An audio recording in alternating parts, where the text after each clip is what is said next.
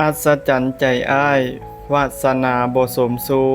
คาดบ่ได้จูงมือน้องกะเหิงห่างแหนงนายเกิดเป็นชายชาติเสื้อจะขอบวชชีวีเพราะอยากหนีสงสารอันใหญ่ยาวข้าวเยินให้เห็นใจอ้ายแน่เด้อล่ะตัดใจสาอย่าเฝ้าห่วงให้ไปควงผู้ใหม่โลดอย่าคอยท่าอ้ายเด้อนางอย่าสุวนมาใกล้ให้มองมนเสียสินตอนนี้ยินดีดอมต่อธรรมพระองค์ไทย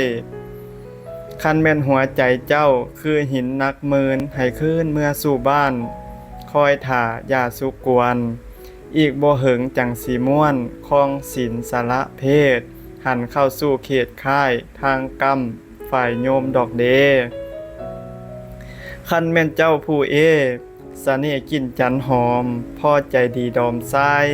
ผู้ใหม่มาประสงค์นั้นให้น้องหาวันมื้อกินดองตกแต่งเป็นผัวหักเมียแพงนอนตะแคงเสพซ่อน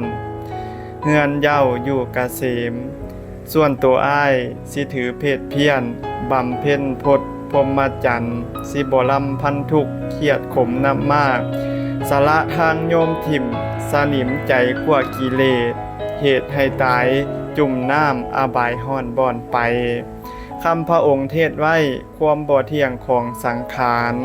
เสื่อมตามกาลเวลาบ่หอนยืนยาวมันต้องดับขันเสียทิ่มเสมอกันสัตว์โลกตายใส่ดินใส่หญ้าเหลือก้างขี้ฝุ่นฟอยอ้ายนี้บวชแต่น้อยห้อยหมู่แม่บ่เคยเห็นล่าพะนางเอ๋ยบ่เคยเป็นผัวคนพอเฮือนคูนบ้านขอให้เจ้าหวานจังน้ำเพิ่งสุกเรื่องนึงบ่ขมเฟือนเป็นแม่เฮือนพำพร้อมสมบัติเจ้า